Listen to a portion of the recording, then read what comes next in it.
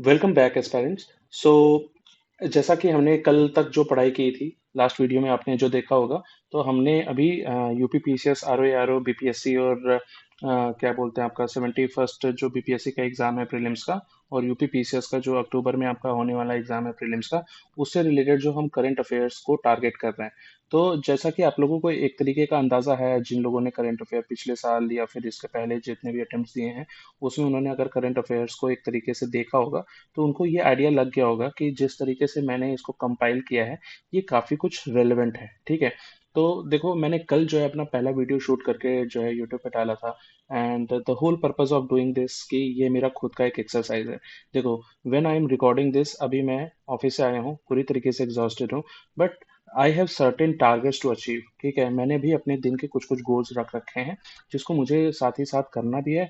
और उस डायरेक्शन में मुझे लग रहा है कि ये चीज़ आपके लिए भी हेल्पफुल होगी, जैसा कि मैंने आपको लास्ट वीडियो में बताया था।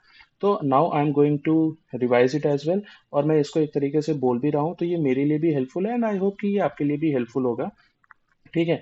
तो जो मेरा नेक्स्ट टारगेट है कि आज मैं जो मई मंथ का 2025 मई मंथ का जो सेगमेंट बेस्ड जो करंट अफेयर्स है, साइंस एंड टेक हुआ, ठीक है, समिट से रिलेटेड हुआ, अवार्ड्स एंड फंक्शन हुआ, जिस तरीके से आप यहाँ पे देखोगे स्कीम्स एंड प्रोग्राम्स हुआ, है ना। फिर समिट्स, जैसा कि मैंने बोला, रैंक एंड डिसीजन रिपोर्ट हुए, ठीक है, books and authors, obituaries and days. तो इनसे रिलेटेड जो भी करंट अफेयर अभी मैंने यहाँ पे कंपाइल किया है, ठीक है, मुझे लगता है कि इसको मैं एक तरीके से बोल के अपने दिमाग में बिठाऊंगा।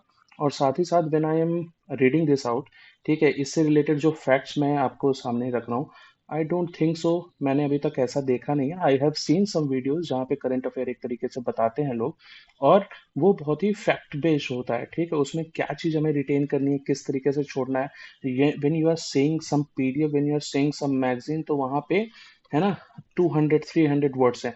बस उन 200 300 वर्ड्स में से आपको कुछ चीजें ना फोटोग्राफिक मेमोरी में डालनी है। तो the whole purpose of doing this exercise is to create such kind of images, so that when examination hall में हमें इस तरीके की कोई चीज ऐसे सामने से जाएगी ना, तो एक हमारे पास इम्पल्सिव एक क्या बोलते हैं, एक अटेम्प्ट हमारा बनना चाहिए उस पर्टिकुलर क्वेश्चन पे, और हम एक सही ऑप्शंस को, है ना, एक हाई यूटिलिटी के थ्रू जो है करेक्ट करके आए। तो ये होल पर्पस है। अब आप बोलोगे कि sir, how this video is different from other videos that is available on YouTube. यार सिंपल सा है, आप एक बार गो थ्रू करो, पूरे वीडियो को देखो। मैंने इसके पहले जो एक वीडियो डाला है, पहला वीडियो तो इंट्रोडक्टरी वीडियो है, लेकिन जो पहला वीडियो मैंने यहाँ पे जो ये वन लाइनर फैक्ट्स हैं, इसके बारे में जो डाला है, तो the information that I am giving, ठीक है, वो एक तरीके से आप बोल सकते हो कि थोड़ा सा डिफरेंट है। तो दिस इज द होल, है ना, whole thing that you will get in a different way. अगर ये अप्रोच आपको सही लग रही है, जो मैं रिलेवेंट इन्फॉर्मेशन उसके साथ में डिलीवर कर रहा हूँ, तो अगर ये अप्रोच आपको सही लगती है, then you can go at with video. Otherwise it's totally, और है ना, आपका चॉइस है। ठीक है। अब मुझे जो गेन लग रहा है, वो ये मेरा गेन है कि I am reading it out, मेरे लिए एक तरीके से बेनिफिशियल है। I am putting it on YouTube, ठीक है, विच इज़ डेमोक्रेटिक मीडियम, जहाँ पे मैं अपने थॉट्स को अपने सेम लाइक माइंडेड पीयर के साथ में ये रख रहा हूँ। ठीक है, वो पीयर ग्रुप अभी मेरा जो है, यूपी पीसीएस का आर ओ एरो का जो एग्ज़ाम दे रहे हैं वो हैं, या फिर यूपी पीसीएस का प्रीलिम्स जो देने वाले हैं वो हैं, और 71st बीपीएससी को जो प्रीलिम्स में अटेम्प्ट करने वाले हैं, वो लोग हैं। ठीक है। अब इसमें जैसे बिहार स्पेशल और यूपी स्पेशल को लेके मैंने कल वीडियो डाला था, तो जो लोग मेरे साथ में तैयारी कर रहे हैं यूपीएससी की और इन स्टेट पीसीएस की, so उसमें से जिन्होंने अटेम्प्ट लिया हुआ है, पिछले साल मेंस लिखा हुआ है, ठीक है, उन्होंने मुझे सजेस्ट किया कि there should be some videos which can cater, है ना, exactly the special kind of things related to these two states. तो यार देखो, मैं ये चीज़ लाऊंगा। ठीक है, मैं इसको एक तरीके से कोशिश करूंगा लाने की। I have things which I have done, है ना, लास्ट ईयर, वो मेरा थोड़ा सा रिटर्न फॉर्म में है। I have not collated in it into the PDF form. तो अगर मैं उसको पीडीएफ फॉर्म में कर पाया, if my time will allow, then I will certainly bring it here. लेकिन करंट अफेयर का मैं श्योर शॉट ला सकता हूँ। I am not sure about the static portion. वो टोटली, है ना, अप टू द डिमांड। अगर आपको लगता है कि कंटेंट अच्छा है, आपको लगता है कि नहीं, आपके इस इनिशिएटिव से हमें भी हेल्प हो रहा है, देन आप मुझे बताइएगा, then I will think about it. ठीक है। तो फिलहाल अभी इसको यहाँ पे ही रखते हैं। ठीक है। करंट अफेयर के जितने भी एस्पेक्ट्स हैं, मैं उसको कोशिश कर रहा हूँ अभी यहाँ पे कैटर करने की। बहुत सारे मैगजीन्स हैं, बहुत सारे, है ना, ऑनलाइन पोर्टल्स हैं, बहुत सारे ऐसे सोर्सेज हैं जहाँ आप जाओगे भी नहीं, अब जाते भी नहीं हो। ठीक है। Believe me, I don't want to reveal where I am working, but मैं उन सारे सोर्सेस को कैटर करके ही यहाँ पे कोलेट करने की कोशिश कर रहा हूँ। PIB is one thing, PIB is one thing जहाँ से मतलब सारे आपके गवर्नमेंट सोर्सेस के डाटा मिल जाते हैं। बट अपार्ट फ्रॉम दैट, ठीक है, जैसे द हिंदू में हुआ, ठीक है, फिर आपका इंडियन एक्सप्रेस में हुआ कोई चीज़ आई है, फिर आपका जो लोकली न्यूज़ चैनल्स है, दैनिक जागरण हुआ, जो जागरण जो उस पे हुआ, फिर जो आपके मैगजीन्स प्लेटफॉर्म्स हैं, ठीक है, I can not name them here क्योंकि उनके खुद के यूट्यूब चैनल्स हैं and they use to provide current affairs. I don't have any problem with that. The thing is, the problem with जो मुझे लगा है वो मेरी ग्रास्पिंग कैपेसिटी पे है। जब मैं उसको रीड आउट करके जब वो लोग पढ़ाते हैं तो वो कभी, है ना, एक टीचर जो इसको एक एग्जाम के ओरिएंटेशन पॉइंट ऑफ व्यू से बता रहे हैं, जब वो बता रहे हैं तो वो कभी कभी हियर एंड देयर जाता है, जो कि एग्जाम के पॉइंट ऑफ व्यू से कभी कभी हम उसको ऑफ पकड़ लेते हैं, ठीक है, वो थोड़ा सा ऑफ लगने लगता है। तो इसलिए मैं कंसाइज कर रहा हूँ कि ये टोटली जो है टू द पॉइंट हो, टू कंसाइज हो, है ना। और इसका जो इस ये जो ब्रीफ मैंने प्रिपेयर किया है, इसकी यूटिलिटी जो है वो सबसे हाई है। तो मुझे लगता है ये आप लोगों को समझ में आएगा, ठीक है। अगर आपको सही लगता है तो आप इसको वीडियो आगे कंटिन्यू कीजिए और इसको देखिए और मुझे बताइए कि आपको कैसा लग रहा है, ठीक है। कुछ लोगों ने जो पिछले वीडियो में कमेंट किया है, लाइक किया है और मुझे बताई अपनी राय, उनके लिए मैं थैंकफुल। एंड अब जो है शुरू करते हैं इस मंथ के जो सेगमेंट बेस्ड करंट अफेयर है उससे। तो देखो अभी स्टार्ट करते हैं साइंस एंड टेक का ये करंट अफेयर का जो सबसे पहला सेक्शन आ रहा है। तो उसमें देखते हैं क्या क्या चीज़ें इंपॉर्टेंट है, ठीक है। तो देखो यहाँ पे है, first Indian startup chosen to build over sovereign LLM, ठीक है, अंडर इंडिया एआई मिशन, ठीक है। अब इंडिया का एआई मिशन है, उसमें जो पहला इंडियन स्टार्टअप है, this is the key point, first Indian startup, ठीक है, जिसको चूज किया गया है to build sovereign LLM. Sovereign LLM, LLM क्या है, ठीक है, large language model under the India AI mission, ठीक है। इसका नाम है भाई ये सर्वम एआई। तो सर्वम एआई हमें याद रखेंगे, फर्स्ट इंडियन स्टार्टअप है, सॉवरन एलएलएम इसने जो है एक तरीके से ब्रिंग आउट किया है इंडिया एआई मिशन के अंतर्गत में, ठीक है। अब नेक्स्ट आते हैं, तो एक बिल्बी बुलबुल, ये जो है सर्वम एआई है ना, अब इसका यहाँ पे नेक्स्ट दिया हुआ है कि इसने जो है लॉन्च किया है बुलबुल वर्जन 2, ठीक है, जो कि 11 इंडियन लैंग्वेजेस को नेचुरल इंडियन एसेंट में जो एक तरीके से क्या बोलते हैं आपको, इस एलएलएम के फॉर्म में लेके आता है। तो एलएलएम क्या है भाई, large language model, chat GPT वगैरह, ये किस में अवेलेबल है, इंग्लिश में अवेलेबल है। तो यहाँ पे ये बताया जा रहा है कि सर्वम एआई जो है, जो इंडिया का सॉवरेन एलएलएम मॉडल होने वाला है, वो टोटल 11 लैंग्वेजेस में, है ना, ऑपरेट कर सकता है। अभी 11 लैंग्वेजेस कौन से होंगे ये इंपॉर्टेंट नहीं है, तो भाई जो इंपॉर्टेंट है फर्स्ट इंडियन स्टार्टअप, ठीक है, सॉवरेन एलएलएम जो इंडिया एआई मिशन में है, सर्वम एआई, इतनी इंफॉर्मेशन हमारे लिए यूजफुल है। अगर साइंस एंड टेक से कोई क्वेश्चन आ सकता है, इस करंट अफेयर से रिलेटेड आ सकता है, तो ये इसी के अराउंड होगा, ठीक है। ठीक है समुद्रयान मिशन, ठीक है, मत्स्ययान जो आपका पता है, एक जिस तरीके से मैंने स्पेस क्राफ्ट बताया था ना आपको, ड्रैगन ऊपर में आपने देखा होगा, व्हीकल, स्पेस क्राफ्ट व्हीकल जो है, एक लॉन्च व्हीकल है, एक स्पेस क्राफ्ट है। तो मत्स्ययान भी एक तरीके से आप बोल सकते हो, जो समुद्र में जाएगा उस तरीके का ये वो है। ये लॉन्च व्हीकल नहीं है, ये प्रॉपर एक वो है जिसमें 6,000 मीटर तक आप जाके जो है कवर कर सकते हो समुद्र के नीचे का। तो ये जो 6,000 मीटर के नीचे जो जोन होता है, ठीक है, देखो जैसे समुद्र का जो नीचे का डेप्थ है ना, वो डेप्थ वाइज भी अलग अलग जोन्स में डिवाइडेड है, ट्विलाइट जोन है, ठीक है, उसी तरीके से हेडा पेलेजिक जोन है। तो आप इसको याद रखोगे, जो मत्स्ययान है ये हेडा पेलेजिक जोन तक जा सकता है, ठीक है। अब जो हमारा है ना पीपीएससी और यूपीपीसीएस के पॉइंट ऑफ व्यू से वो सबसे इम्पोर्टेंट है, I am not able to highlight it कि यहाँ पे थोड़ा सा ये जो मैंने वाटर मार्क कर रखा है उसकी वजह से ये इशू हो रहा है, लेकिन आप इसको याद रखो, इंडिया का पॉपुलेशन क्लॉक कहाँ पे लगा है, तो वो बेंगलुरु में लगा है। ये बेसिक सी इंफॉर्मेशन है, इसको आप बोलोगे नहीं। इंडिया का पॉपुलेशन क्लॉक कहाँ पे लगा है, तो बेंगलुरु में लगा है। नेक्स्ट आते हैं एटॉमिक क्लॉक, ठीक है। अब एटॉमिक क्लॉक है ना और न्यूक्लियर क्लॉक, या ये दोनों सेम है, अब इसमें बेसिक सा कोई डिफरेंस है, ठीक है। I am not sure and that's why I am not going to comment on it, but आप इतना याद रखो, एटॉमिक क्लॉक, न्यूक्लियर क्लॉक, ये जो है प्रिसिशन वाइज जो है हाईली एक्यूरेट होते हैं, ठीक है। अब इस वजह से इस ये इम्पोर्टेंट आ जाता है क्योंकि जो जिला है, ठीक है, ये जिला करके JILA, ये joint institute for laboratory of astrophysics है, ठीक है। ये किसका है, यूनिवर्सिटी ऑफ कोलोराडो, है ना, और नेशनल इंस्टीट्यूट ऑफ जो यूनिवर्सिटी ऑफ कोलोराडो में है, ये उसका एक पार्ट है, जो जिला है, ठीक है। और इस न्यूक्लियर क्लॉक को बनाने वाला कौन है? NIST, ठीक है। तो ये इंफॉर्मेशन आपको याद रखनी है। अब NIST ने जो है वर्ल्ड की फर्स्ट न्यूक्लियर क्लॉक बनाई है थोरियम 229 का यूज करके। तो थोरियम 229 ये पूछ सकता है क्या? मैं इसको जब सर्च करा था तो I got to know that NIST F1 करके भी एक वो है न्यूक्लियर क्लॉक है जिसको वर्ल्ड का फर्स्ट सीजियम फाउंटेन क्लॉक बोलते हैं, ठीक है। तो सीजियम एंड थोरियम ये एक तरीके से आप बोल सकते हो कि न्यूक्लियर से रिलेटेड चीजें हैं, ठीक है।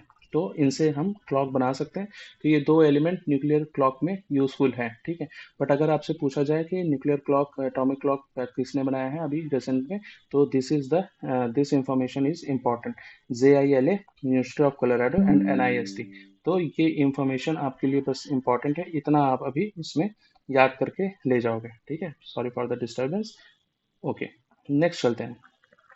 तो India has launched the electric Hansa project and indigenous two seater electric trainer aircraft, ठीक है। तो ये इलेक्ट्रिक हंसा है, ठीक है। ये प्रोजेक्ट है indigenous two seater electric trainer aircraft. News में था मई मंथ में, यहाँ पे रखा हुआ है, ठीक है। इलेक्ट्रिक हंसा किससे रिलेटेड है?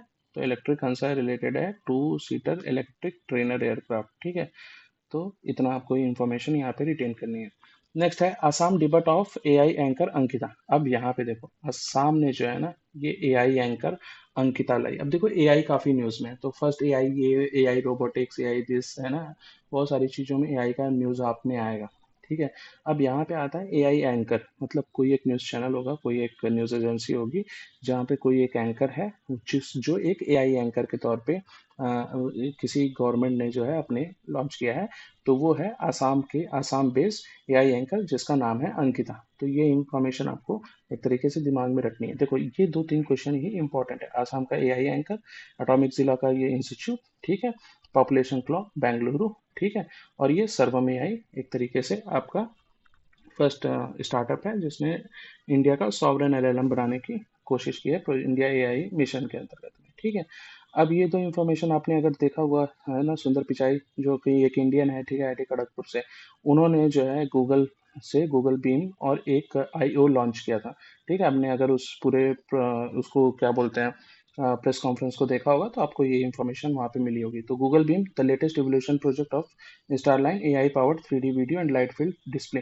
तो यार गूगल बीम क्या है, आप इतना बस इसको याद में रखो कि ये एक तरीके से 3D वीडियो काइंड ऑफ चीज, AI powered generated 3D video एक तरीके से आपके सामने में प्रेजेंट करेगा, जिससे आपको एक एक एक इमर्सिव है ना, इमर्सिव एक्सपीरियंस होगा, जहाँ पे आपको सामने वाला जो कि आप एक तरीके से वीडियो प्रेजेंटेशन वगैरह में यूज करते हो किसी जूम मीटिंग में या फिर माइक्रोसॉफ्ट टीम्स की मीटिंग में, तो वो पर्सन आपको जस्ट आपके सामने में दिखाएगा। आपने अगर वो प्रेजेंटेशन देखी है तो आपको ये इजी होगा थोड़ा समझने में, but the whole idea is this only. तो इतना सिंपल सा जो मैं बता रहा हूँ, आप ये भी इसको इतना ही में ही याद रखो।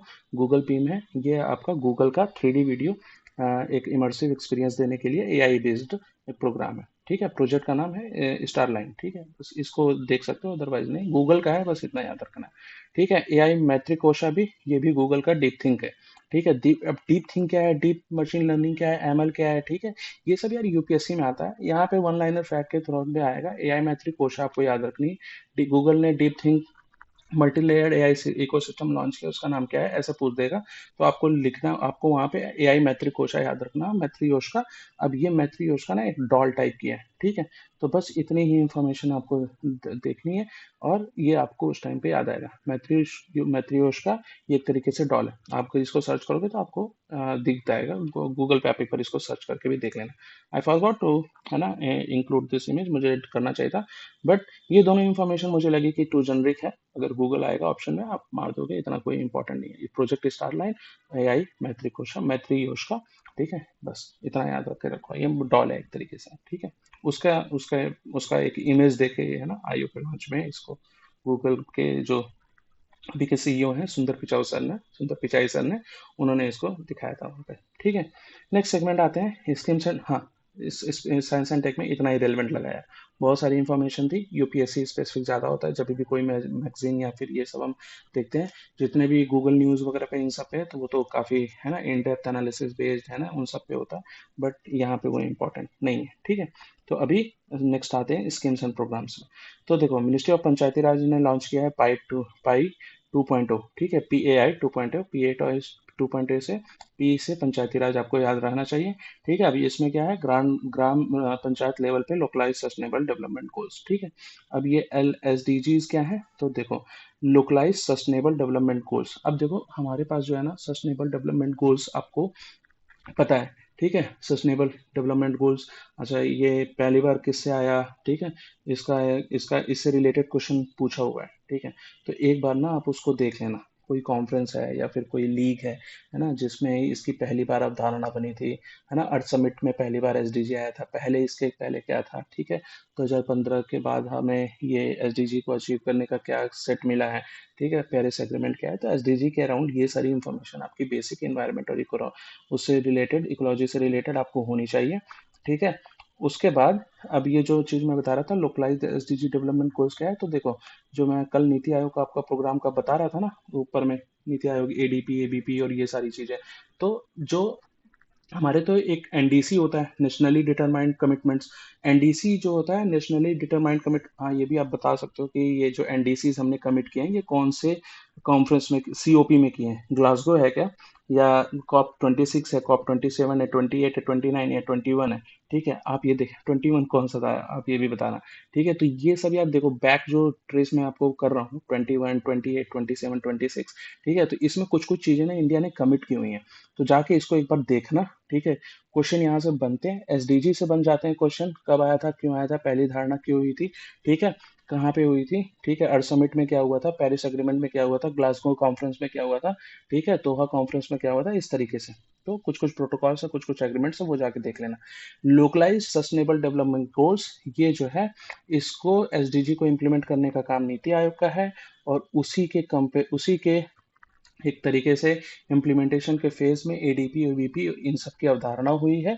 अब मिनिस्ट्री ऑफ पंचायती राज इसको एक लेवल नेक्स्ट लेके जा रहा है, इसी को पंचायती राज ने पाई 2.0 का एक तरीके से नाम दिया।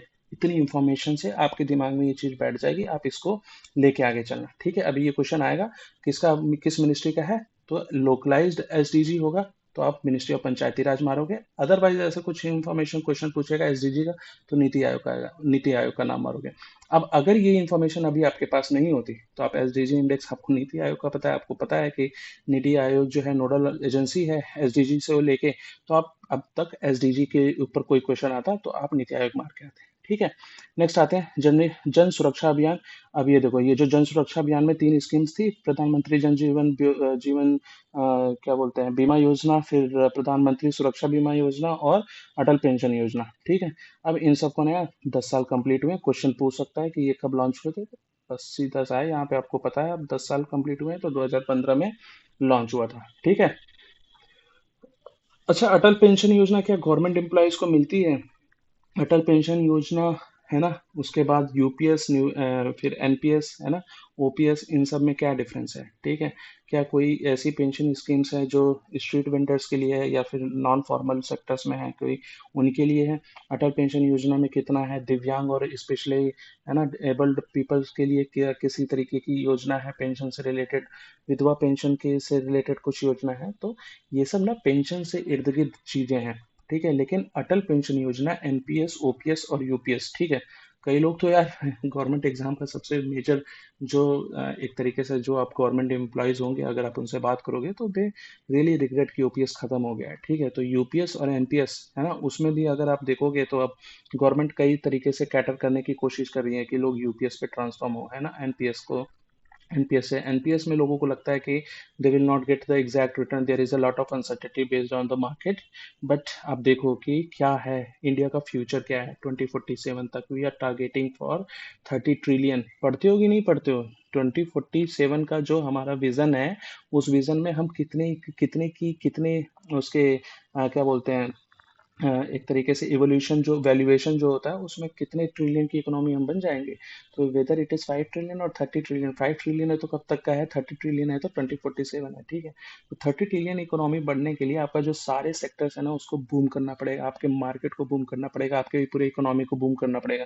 तो उस कॉन्टेक्स्ट में अगर देखें तो एनपीएस में फायदा है, यूपीएस में फायदा है, I don't know, anybody doesn't know. ठीक है, बट इस तरीके से ये सारी चीजें प्लान होती हैं। आपको ये याद रखना है कि अटल पेंशन योजना और इससे रिलेटेड जो भी पेंशन स्कीम्स हैं उसके 10 साल पूरे हो रहे हैं। ठीक है, अब ये केरला का ज्योति स्कीम है, ठीक है।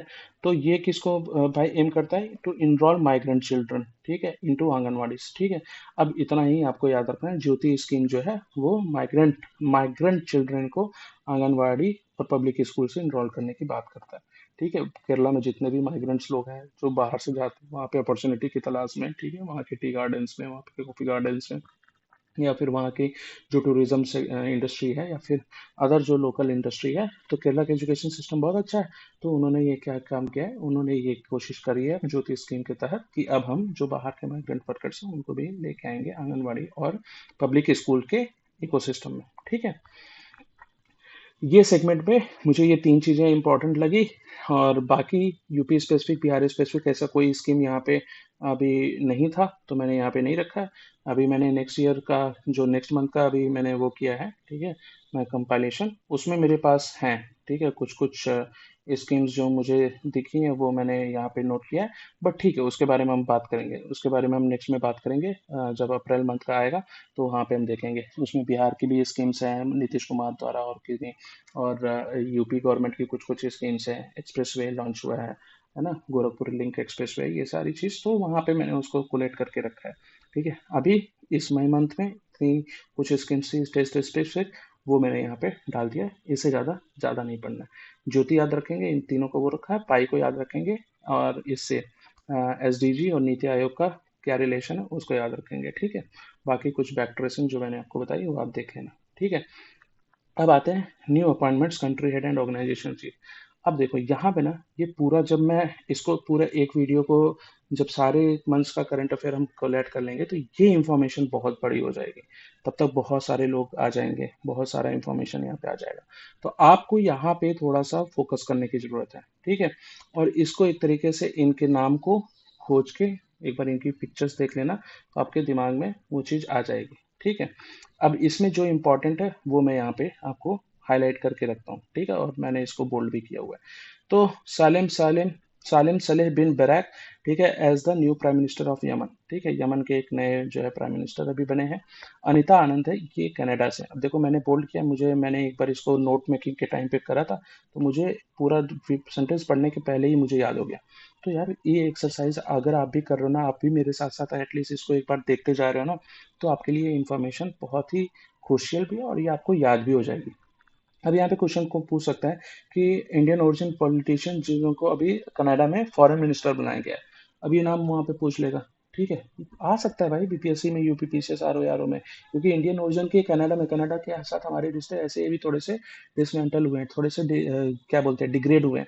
तो अनिता आनंद यहाँ पे इंपॉर्टेंट रोल प्ले कर देती है। ठीक है, मिनिस्ट्री ऑफ फॉरेन अफेयर्स बनाया, मतलब दे ऑल्सो वांटेड कि ये जो हमारा क्या बोलते हैं रिलेशन है ना, वो थोड़ा सा काइंड हो, वो थोड़ा सा और इन्हांस हो। तो इस तरीके से यहाँ पे एक तरीके से बर्फ को पिघलाने की कोशिश की है, आइस ब्रेकिंग। ठीक है, तो ये आइस ब्रेकिंग एक्सरसाइज की गई है कनाडा के नए जो वहाँ की गवर्नमेंट बनी है। ठीक है, अब ये कनाडा के नए गवर्नमेंट में कौन है, नए जो प्राइम मिनिस्टर हैं, इसके पहले जस्टिन ट्रूडो का नाम आपने सुना होगा, तो अब हो गए हैं मार्क कार्ने। ठीक है, कनाडा में G7 भी अभी लॉन्च हुआ, मोदी जी भी गए, ऊपर में ही हमने देखा। तो ये मार्क कार्ने है जो है, ये एक तरीके से कुछ कुछ इनिशिएटिव ले रहे हैं जो कि इंडिया के एक तरीके से जो आइस है ना उसको ब्रेक करने की ये कोशिश कर रहे हैं। तो मार्क कैनरी कारने, और उसके बाद अनिता आनंद, ये आपको याद होनी चाहिए। ठीक है, लॉरेंस वोंग, ये सिंगापुर के नए प्राइम मिनिस्टर है, री इलेक्ट हुए, आपको पता ही होगा। एंथनी एल्बनीज, ये भी सेकंड टर्म आ गए हैं ऑस्ट्रेलिया के, ये भी आपको एक तरीके से याद होगा। फेडरिक मर्स, ठीक है, ये आपको अभी एक नया नाम है। इसके पहले आपने जर्मनी, अगर पिछले साल अगर किन लोगों ने एग्जाम्स वगैरह दिया है, उस टाइम पे जो चांसलर थी जर्मनी की वो एक लेडीज थी, है ना। अगर आपको नाम याद आ रहा है तो आप कमेंट बॉक्स में बता के जाइएगा। ठीक है, the point I am saying this कि आपको थोड़ा सा याद हो जाए कि कैसे चीजें चेंज हुई है, तो ये इंफॉर्मेशन इंपॉर्टेंट हो जाती है, चांसलर ऑफ जर्मनी। और जर्मनी भी क्या है भाई, क्योंकि जर्मनी हमसे एक आगे की इकोनॉमी है, यूरोपियन इकोनॉमी, थर्ड नंबर की इकोनॉमी है। ठीक है, तो फ्रेडरिक मर्ज जो है ये नए चांसलर बने हैं जर्मनी के। अब नेक्स्ट आते हैं, ये जापान के प्रेसिडेंट है शिगेरू इशिबा।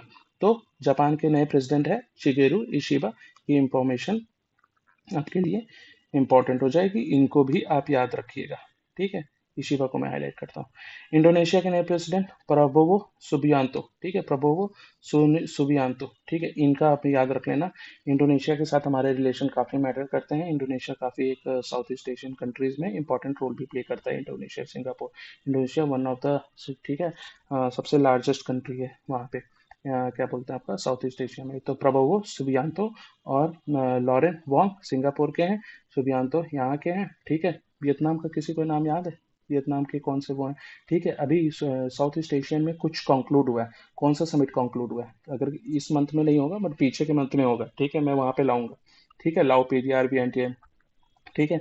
तो अगर आपको पता है लाओ पीडीआर में कुछ अभी वो हुआ है, तो आप यहाँ पे उसको एक बार बैक थ्रू कर लो, फिर नेक्स्ट वीक नेक्स्ट मंथ में कुछ आएगा तो आपको वहाँ पे 2 बार पढ़ लोगे, रिवाइज हो जाएगा, कोई हानि नहीं है उसमें, ठीक है। नेक्स्ट आते हैं, ये देखो, कार्डिनल रॉबर्ट फ्रांसिस प्रोवोस्ट, ये कौन है? ये बहुत इंपॉर्टेंट है, मुझे लगता है कि इस साल इसके सबसे ज्यादा हाई हैं चांसेस आने के, ठीक है। एक तो पहले इनका नाम, ठीक है, ये पोप है भाई साहब, ठीक है, जो अभी रिसेंटली पोप हमारे डेथ कर गए थे अप्रैल मंथ में, ठीक है, वो मैं अप्रैल मंथ में उनका नाम बताऊंगा, वहां पे कवर्ड है, ठीक है। तो उनकी डेथ पे ये नए पोप जो है इलेक्ट हुए, 267th पोप बने हैं, और इनका नाम है पोप लियो, है ना, इनका नाम है पोप लियो द 14th, ठीक है। तो ये आपको याद रखना है, कार्डिनल रॉबर्ट फ्रांसिस प्रिवोत्स इनका नाम है, यूएस से ये बिलोंग करते हैं। और ये जो है पोप फ्रांसिस, हाँ, पोप फ्रांसिस के मरने के बाद जो है उनकी डेथ हो गई थी, ठीक है। ये क्रिश्चियन वर्ल्ड में एक तरीके से बोल सकते हो कि सबसे ऊंचे एक तरीके से रखते हैं, कई सारे देशों के राष्ट्रपति और प्राइम मिनिस्टर इन सबसे भी ऊंचा ये एक तरीके से ओहदा रखते हैं, ठीक है। तो कार्डिनल रॉबर्ट फ्रांसिस प्रिवोत्स ये जो है बने हैं पोप लियो के नाम से, पोप लियो द 14th, ठीक है। नेक्स्ट आते हैं कामिल अल तबरीज, ये first prime minister of Sudan बने हैं। सूडान इतना इंपॉर्टेंट नहीं रखता। संजय मल्होत्रा, ये जो है न्यू आरबीआई गवर्नर बने हैं। तो Sanjay Malhotra new RBI governor, ये पहले सेक्रेटरी थे किसी एक मिनिस्ट्री के, ठीक है। अब यार ये मिनिस्ट्री वगैरह का इंफॉर्मेशन मुझे ये सब मतलब ऐसे ही याद है, ठीक है, क्यों याद है मैं नहीं बता सकता अभी। तो ये देखो, ये सेबी के चीफ हैं नए, तुहिन कांता पांडे, ठीक है, ये सेबी के, ये भी किसी मिनिस्ट्री में जो है आपके ये थे, ये सारे मिनिस्ट्री ऑफ फाइनेंस और इससे रिलेटेड है, ठीक है। तो जब शक्ति कांता दस सर वहां से बने हटे हैं आरबीआई से, तो बहुत सारी रिशफलिंग हुई है फाइनेंस मिनिस्ट्री में, तो एक दो मतलब हफ्ते में 3-4 मतलब आपके बोलोगे तो सेक्रेटरी चेंज हो गए थे। तो संजय मल्होत्रा सर जो है ये आरबीआई के नए गवर्नर बने हैं। सेबी के जो नए चीफ हैं ये तुहिन कांता पांडे सर बने हैं। तो आरबीआई और सेबी दो रेगुलेटरी बॉडी है, बहुत इंपॉर्टेंट है, ठीक है। इन्होंने किसको रिप्लेस किया? माधवी बूज को, आपको पता होगा, ये थोड़े से एक तरीके से क्या बोलते हो लाइमलाइट में आ चुकी थी because of some different reasons, तो उस पर नहीं जाते हैं। तो अभी आपको याद रखना है तुहिन कांता पांडे सर जो है उन्होंने माधवी बीज को हटाया है और सेबी के नए तरीके से चीफ बने हैं। एसबीआई के चेयरमैन ये है चला Shri Srinivasulu Shetty, sorry if I am pronunciating it wrong, but इनका नाम आप एक तरीके से देख लेना, चाला श्रीनिवासलू शेट्टी, ठीक है, शेट्टी भाई करके, ठीक है, सॉरी सर, शेट्टी भाई करके आप याद रखना, ठीक है। India has appointed Parameswaran Iyer, ये परमेश्वरन अय्यर सर कैसे हैं? नीति आयोग के थे सर पहले, ये ऑलरेडी वर्ल्ड बैंक आईएमएफ में थे, अभी इनको एग्जीक्यूटिव डायरेक्टर बना दिया गया है। और केवी सुब्रमण्यम इनको हटा दिया गया। और केवी सुब्रमण्यम सर भी मुझे मतलब बाय डिफॉल्ट मैं बोल रहा हूँ, ये सब इंफॉर्मेशन मुझे एक तरीके से याद हो जाती है बिकॉज ऑफ काम की वजह से भी इस तरीके सा है। बट केवी सुब्रमण्यम सर की एक किताब भी है जो कि मेरे पास है, मैं उसका नाम भूल रहा हूँ, ठीक है, बट आप इनको देख लेना। परमेश्वरन अय्यर साहब जो हैं ये पहले नीति के एक तरीके से थोड़े दिन के लिए बने थे सीईओ, बट उसके बाद उनको वहाँ पे भेज दिया गया था वर्ल्ड बैंक आईएमएफ में, और ये अब वहाँ के एग्जीक्यूटिव डायरेक्टर बन चुके हैं केवी सुब्रमण्यम सर, ठीक है। Ajay Kumar farmer defence secretary, भाई अजय कुमार सर, इनको जो है यूपीएससी का नया चेयरमैन बना दिया गया है। यूपीएससी आपको पता ही है, यूपीएससी के लिए आप सब टारगेट करते हो, आप में से सब जो स्टेट पीसीएस भी देना चाह रहे हो, डीएसपी या फिर एसडीएम बनना चाह रहे हो, उनको भी एक बार आईएएस का एग्जाम उन्होंने दिया ही होगा। तो वो जो बॉडी कराती है यूपीएससी, उसके नए चेयरमैन बने हैं अजय सर। ये एक तरीके से फॉर्मर डिफेंस सेक्रेटरी भी थे। मैं अप्रैल मंथ का जो है करंट अफेयर का एक तरीके से कोलेट कर रहा था, तो उसमें एक इन्फॉर्मेशन आई थी कि कानिजे ने जो है एक तरीके से कोई एक नया आर्टिकल लाया है, तो उसका भी एक सीनियर रेसिडेंट फेलो है। और आप इनको फॉलो किया करो, इनके बहुत सारे जो है आर्टिकल्स आते हैं डिफेंस के ऊपर, ठीक है, इनके ही नहीं, राज शुक्ला सर जो है वो जो मेंबर हैं, ठीक है, यूपीएससी के। अब आप बोलोगे ये सर आपको कैसे इतना इन्फॉर्मेशन मतलब याद है? भाई मतलब थोड़ा पढ़ो, करंट अफेयर को रेगुलर फॉलो किया करो, ठीक है। और क्योंकि मैं दिल्ली में रहता हूँ, मुझे थोड़ी इन्फॉर्मेशन इन सब सर्कल्स की है एक तरीके से, तो मैं यहाँ पे इन्फॉर्मेशन, मुझे इन सब नामों से थोड़ा एक तरीके से बोल सकते हो कि मैं परिचित हूँ। तो मुझे पता है कि राज शुक्ला सर हैं, वो मेंबर हैं, और ये हैं, और ये सब ना ऑफ द ट्रैक भी काफ़ी मतलब एक तरीके से एक्टिविटी रखते हैं। इनके बहुत सारे आर्टिकल्स होंगे जो द हिंदू पे आते हैं, उस पे आते हैं, डिफेंस मैटर्स पे आते हैं, आप इनको गो थ्रू क्या करो, if you are targeting mains and other things, आपको यहाँ पे हेल्प मिलेगी, ठीक है। नेक्स्ट आते हैं doctor Sameer B Kamat sir, इनको जो है एक्सटेंशन दिया गया है, नॉट सो इम्पोर्टेंट, है ना, सुप्रीम कोर्ट के नए सीजीआई, जस्टिस गवई सर, ठीक है, बहुत इंपॉर्टेंट है। जो सुप्रीम कोर्ट के नए सीजीआई सर हैं, वो जस्टिस गवई बने हैं, ठीक है। पहले हमारे चंद्रचूड़ साहब थे, उसके बाद मैं नाम थोड़ा सा बोल रहा हूँ उनकी, लेकिन शायद वो 51st और ये 52nd होंगे, if I am not wrong, ठीक है। तो जस्टिस गवई सर, ठीक है, ये काफ़ी मतलब पीछे के बैकग्राउंड से आते हैं, और इन्होंने बहुत मेहनत करके, महाराष्ट्र से शायद ये एक तरीके से ताल्लुक़ रखते हैं, और जब ये बने थे तो एक तरीके से बहुत ही हर्षोल्लास था एक सर्टेन कम्युनिटी में, और जो कि होना चाहिए, जैसे मतलब डॉक्टर भीमराव, बाबा साहब भीमराव अम्बेडकर साहब है ना, उन्होंने जिस तरीके से एक तरीके से मेहनत की, और उन्होंने जिस तरीके से अपनी लाइफ को आगे ले जाके इतने बड़े ओहदे तक पहुंचे थे, जस्टिस गवई सर भी उसी तरीके से अपने आप को यहाँ तक लेके आए हैं, तो इसके लिए सच में तारीफ बनती है। तो अभी नए जो है सुप्रीम कोर्ट के जज बने हैं सीजीआई, वो जस्टिस गवई साहब बने हैं, तो आप इनको याद रखिएगा। स्टारलिंक के सीईओ, ये देखिए, ये इंपॉर्टेंट इसलिए था क्योंकि है ना, कोई इंडियन, आजकल इंडियन की बहुत धूम है, और स्टारलिंक, स्टारलिंक तो भाई टेस्ला का है, ठीक है। तो स्टारलिंक सीईओ सिरिल आनंद, ओके, चलो, एक तो ये याद रखोगे स्टारलिंक सिरिल आनंद है। अब आप स्टारलिंक के बारे में आप ये जानो, ठीक है, मतलब मुझे पता नहीं ये इन्फॉर्मेशन रिलेटेड है कि नहीं, बट यूपीएससी का जो लोग वो कर रहे थे, उसमें ये था कि जो स्टारलिंक है ना यार, वो लो अर्थ ऑर्बिट पे अपने कम्युनिकेशन सैटेलाइट्स भेज रहा है, और वो एक तरीके का वेब बना रहा है। अब बोलोगे सर इसमें क्या इंपॉर्टेंट बड़ी बात होगी, तो देखो, जो अगर आपको नहीं पता है तो आप ये देखोगे, जो कम्युनिकेशन सैटेलाइट्स होते हैं ना, वो बहुत ही हाई अर्थ ऑर्बिट में होते हैं, ठीक है। तो उसमें जो है आपका जो रिफ्लेक्शन का एक तरीके से एंगल होता है, वो ज़्यादा बनता है, और वो ज़्यादा दूर तक जो है फिर आपका कम्युनिकेशन पॉसिबल हो पाता है। लेकिन जब आप उसको लो अर्थ ऑर्बिट में रखते हो ना, तो आपके कम्युनिकेशन चैनल्स उतने, कम्युनिकेशन सैटेलाइट उतना बेटर परफॉर्म नहीं करता है। तो लेकिन स्टारलिंक एलईओ में ही डाल रहा है, लो अर्थ ऑर्बिट में डाल रहा है, तो क्यों डाल रहा है? क्योंकि वो एक पूरा वेब इकोसिस्टम बनाएंगे, मतलब एक जैसे मकड़ी का जाल होता है, तो यहाँ पे वो एक नहीं, दो नहीं, बहुत ही हजारों जो है सैटेलाइट्स भेजेंगे लो अर्थ ऑर्बिट में, उसको एक वेब काइंड ऑफ स्ट्रक्चर बनाएंगे, और फिर वहां से वो वापस से कम्युनिकेशन को पॉसिबल करेंगे अर्थ पे। अब लो अर्थ ऑर्बिट में रखने का क्या है, क्योंकि यार इससे लेटेंसी जो है ना, वो इम्प्रूव होती है। तो अब ये सब क्या चीज़ें हैं, ये आप थोड़ा सा डीप में जाओगे तो आपको पता चलेगा, बट इतना इन्फॉर्मेशन इंपॉर्टेंट है कि जो कम्युनिकेशन सैटेलाइट्स होती हैं वो हाई अर्थ ऑर्बिट में होती है, बट स्टारलिंक की जो है वो लो अर्थ ऑर्बिट में है। तो ये आपको दिमाग में रखना है, इसको भूलना नहीं है, ठीक है। इसरो के चेयरमैन वी नारायणन सर, तो सोमनाथन सर के जाने के बाद वी नारायणन सर जो है ये इसरो के नए चेयरमैन बने हैं। यहाँ पे मैंने उनकी फोटो दे दी है, ताकि ये फैक्ट आपको नहीं भूलना है। तुहिन कांता दास सर, अभी एक बार इसको मैं रिवाइज कर देता हूँ, ठीक है, जो आपके न्यू अपॉइंटमेंट्स और वो है। तो कनाडा का हमने देखा कि अनिता आनंद सर थे, अनिता आनंद मैम थी, ये फॉरेन मिनिस्टर बनी है। मार्क हेनरी जो है कनाडा के नए प्राइम मिनिस्टर बने हैं। फ्रेडरिक मर्ज ये चांसलर हैं जर्मनी के। प्रबोध सुबियांतो ये जो है आपके इंडोनेशिया के हैं। कार्डिनल रॉबर्ट पोप जो है लियो, पोप लियो, और किनकी डेथ हुई, पोप फ्रांसिस की हुई, नए बने हैं, पोप लियो बने। तो लियो जो है वो एक तरीके से LEO, ठीक है, तो एक तरीके से नए आपके पोप जो है वो चुने गए हैं। ये पोप लियो द 14th है, और जिनकी डेथ हुई है पोप फ्रांसिस थे, ठीक है। संजय मल्होत्रा सर को आरबीआई गवर्नर है। तुहिन कांता पांडे सर को ये जो है क्या बोलते हैं, सेबी के चीफ। एसबीआई के जो है सेट्टी साहब हैं, ठीक है। परमोदेशन आईएएस साहब को एग्जीक्यूटिव डायरेक्टर आईएमएफ को में बना नियुक्त किया गया है। अजय कुमार सर ये जो है यूपीएससी के चेयरमैन बने हैं। सुप्रीम कोर्ट के जज जो है जस्टिस गवाई सर बने हैं। स्टारलिंक के जो है नए सीईओ ये सिरिल आनंद को बनाया गया है, ये इंडियन है। ISRO chairman V Narayanan sir को इसरो का नया चेयरमैन चयनित किया गया है, ठीक है। नेक्स्ट आते हैं प्राइज एंड अवार्ड्स में, पुलित्जर प्राइज, ये इंपॉर्टेंट है, ठीक है। इसमें भी सारा नहीं पढ़ना है। पब्लिक सर्विस में कविता सुराना, ये इंडिया की है, ठीक है। इतना इंफॉर्मेशन हमारे लिए बहुत इंपॉर्टेंट है, ठीक है, कि पब्लिक सर्विस में कविता सुराना है, इनको चूज किया गया है, ठीक है। और ये एक इंडियन है, तो कविता सुराना, ये नाम आपको याद रखना चाहिए। ठीक है।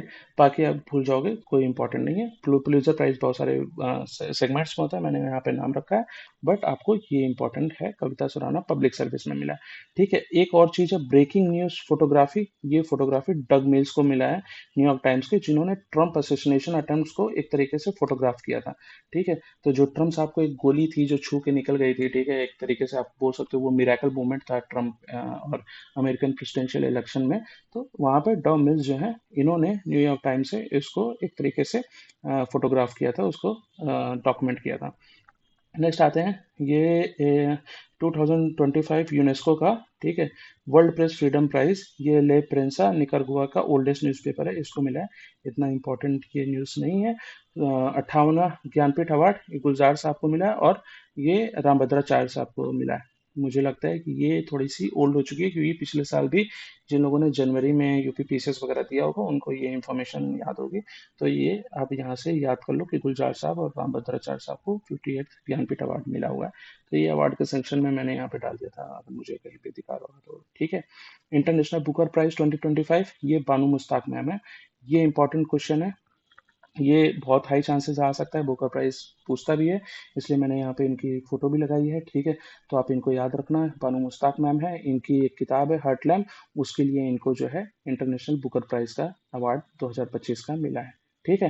Golden global Indian of the year, ठीक है, ये कनाडा इंडियन फाउंडेशन ने दिया है, किसको, सदगुरु को दिया है।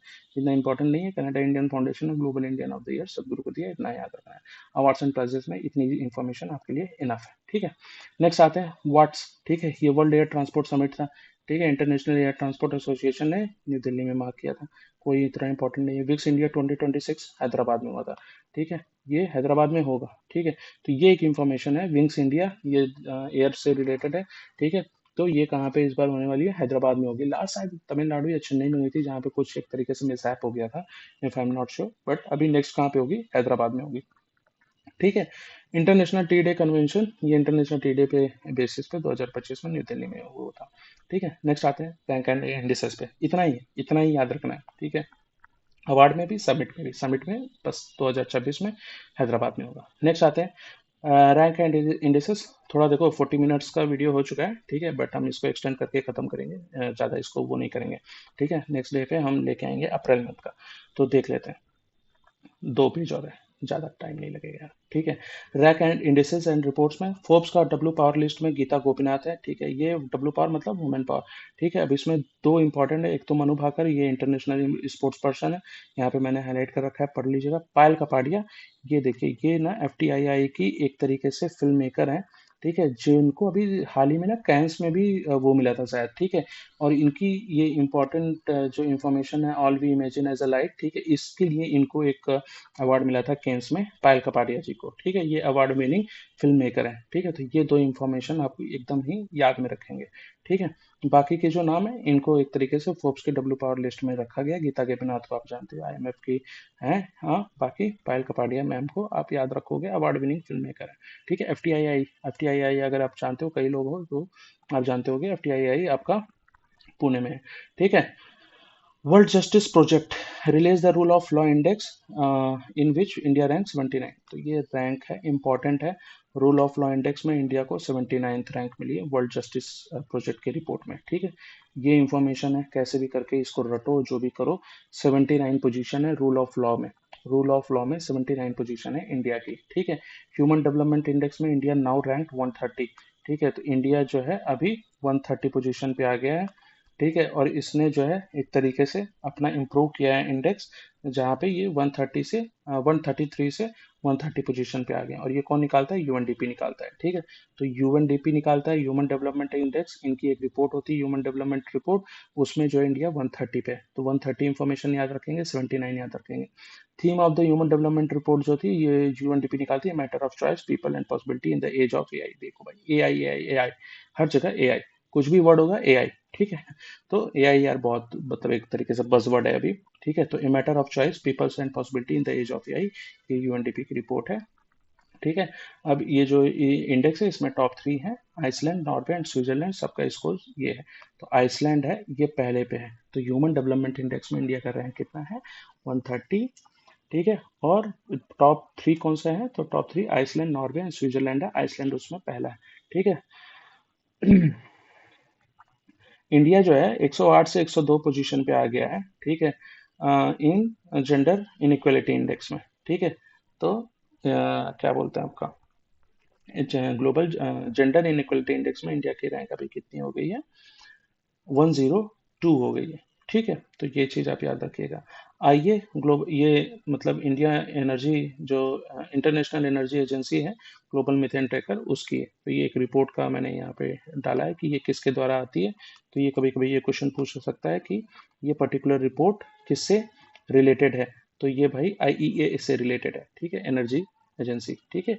आरबीआई ने एक अपनी नई एक रिपोर्ट लाई है, S D Q I report. ठीक है। तो ये डिजिटल क्वालिटी इंडेक्स से रिलेटेड है। तो डाटा क्वालिटी इंडेक्स, तो ये आप याद रखना, आरबीआई लाया है। ठीक है, S D Q I report. ठीक है। नेक्स्ट आते हैं डिफेंस मिलिट्री एक्सरसाइज। अब ये इंपॉर्टेंट है। एच ए डी आर का मतलब होता है ह्यूमन असिस्टेंस। ठीक है। तो इसमें जो है ये एक्सरसाइज हुई है इंडिया और मालदीव के बीच में। आई एन एस शारदा ने इसमें वो किया था। आई एम डी एक्स जो है ये सिंगापुर के साथ में हमने किया है। आई एन एस किल्तन ने इसमें जो है पार्टिसिपेट किया था। ये दो रिडंडेंट इंफॉर्मेशन है, बहुत मेजर इन सब पे तो आता नहीं है। ठीक है।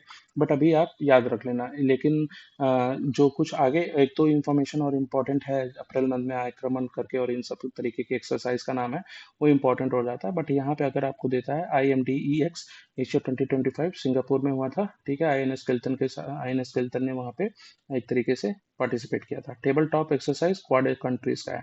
टेबल टॉप कंट्री एक्सरसाइज ये इंपॉर्टेंट है। ठीक है। टेबल टॉप एक्सरसाइज किससे रिलेटेड है, तो क्वाड कंट्री से रिलेटेड है। Indian navy, Arnala, Indian navy ने जो है first indigenously designed anti submarine